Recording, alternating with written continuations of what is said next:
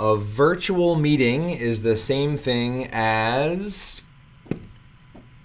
So my job is helping some of the top universities and organizations on the planet help make virtual engagement and connection really easy. And so in my spare time, I think about things like this. What are virtual meetings like?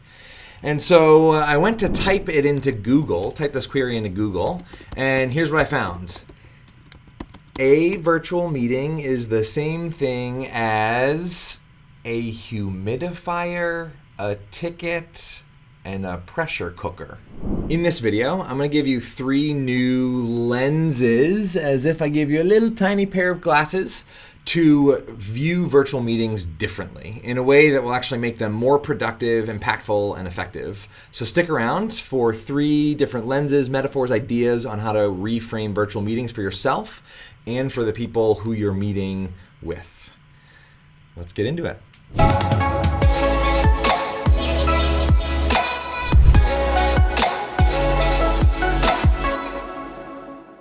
Okay, so a humidifier, a ticket, and a pressure cooker. So with a little bit of creativity and a little bit of questioning, I was wondering, hey Google, what does a humidifier do? On the website mayoclinic.org, they say, humidifiers can ease problems caused by dry air. Do you want a little more context? No. Okay.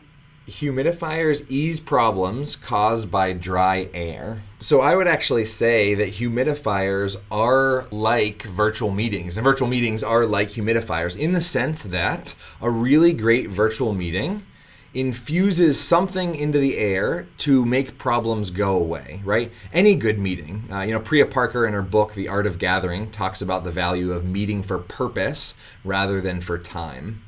And how often do we not meet with that purpose or that problem-solving intention, and we meet because we're meeting, because it's on our calendar. And so, like a humidifier injects water, this is probably a very unscientific way of thinking about this, but a humidifier injects water into the air to make dry air a little bit more breathable, right? And so I would say really great virtual meetings actually inject a number of things into a team, into a group dynamic that helps ease the problem in that group. And so I want you to think about, and the lens here is that I'm offering to you, is I want you to think about virtual meetings and ask yourself the question, what can I infuse into my team in this meeting? And maybe even better, how can I invite my team to crowdsource that infusion? Meaning, don't feel like as the leader, you're the one that has to push all these positive aspects, group dynamics, etc. into the group. You can ask for them. And on Zoom or any other platform, right, inviting people to chat in at the beginning of a meeting, for example, what is something you really want to accomplish by the end of our time together? Have everybody type that in. It's written. You basically have live created an agenda. In person, that might take 20 minutes to go around the room while everybody kind of shares their piece. And really quickly, like a humidifier, you can just infuse that into the space right away with a chat because you have the ability to all speak at once. So virtual meetings might be the same things as a humidifier. Lens number 2, virtual meetings are like a ticket.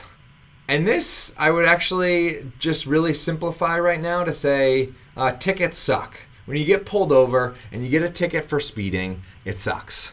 And sometimes virtual meetings suck. Human beings were not designed to stand in sit in a 3-foot little box staring at a screen that was 20 inches away from their face, right? We have the world's most amazing autofocus device in our head, 2 of them, and we use it all day in virtual meetings to stare at a screen that's 20 inches away from us. And so in that way, virtual meetings suck, right? they're not the same as meeting in person, right? You have no evidence that I actually have legs.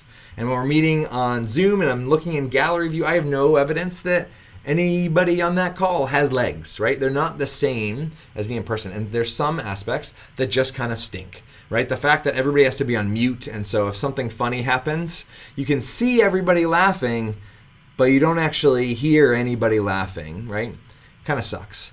Now, like a ticket, right?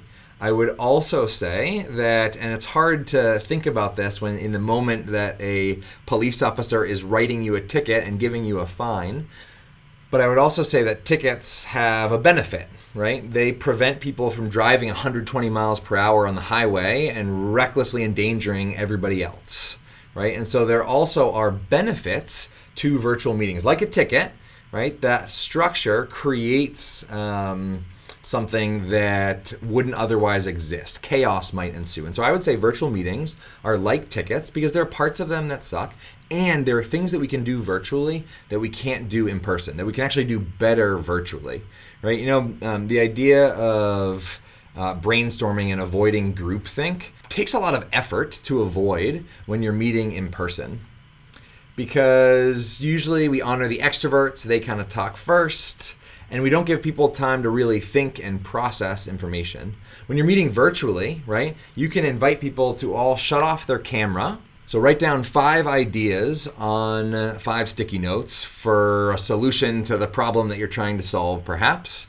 And then in 5 rounds, have them hold up those sticky notes to their camera so everybody can share that idea really quick, right? So that was round 1. Round 2, what's your second idea? Round 3, what's your third idea? And when you have the group do that, you can share, let's say you have 5 people in the meeting. If you do that in 3 rounds, you can share 15 ideas in a span of less than 5 minutes. For that to happen, for 15 ideas to come out in an in-person meeting, could take an hour, right? It could take an entire hour for a meeting. And so this is just an example of something that we can be creative to use virtual to our advantage. And 3, a pressure cooker. How are virtual meetings like a pressure cooker? For me, Facilitator 101 is always end the party while it's still fun. And so I think about a pressure cooker, right? When I put a pork loin in a pressure cooker and I leave it there all day with some sauce and some onions and some other things and let it cook, right? I want to take it out. I want to end the party while it's still fun. I want to take it out at the right time when it's totally tender but not completely dissolving or falling apart. And I would say that that's true for virtual meetings. If you're noticing that people are appearing to be a little bit burnt out in a meeting, you should have ended the meeting 10 minutes ago. End the party while it's still fun, like a pressure cooker, right? End the party while it's still fun. So sometimes you've got to meet for a long time, and so you might need to incorporate some take what you need breaks, right? To turn off your camera and go check in with yourself, like what does your brain need? What does your body need? Stretch what needs to be stretched and come back refreshed, rather than typically we take breaks, which is go catch up on email as quickly as we can and scurry back. That doesn't actually help us be refreshed and offset that Zoom burnout. And so like a pressure cooker, end the party while it's still fun. Take breaks before people are exhausted, right? Tuck that one in your back pocket. Take breaks before people are exhausted, not when they are exhausted. All right, so who knew? I would say that virtual meetings are like humidifiers, tickets, and pressure cookers. I hope this video was surprising. If you didn't plan on watching it to this point, I'm thankful for your time. I hope that you picked up some ideas to help make connection and engagement easy online as you meet and work and collaborate and connect remotely. It's what I do on the planet. In fact, created an entire connection toolkit around it with a handful of decks of cards and resources, and even thinking about how you connect and meet online. Well, the box usually isn't empty, to be honest. There's card decks and books and other things. And I exist on the planet to make connection and engagement easy for people. And so we actually created a free digital version of that toolkit that's available right on our website. And so check the link in the description and grab that free digital toolkit and make magic with your own teams in your own virtual meetings. Have an awesome day. Right on time. How about that? Look at that. Whoa. Not bad. This is good.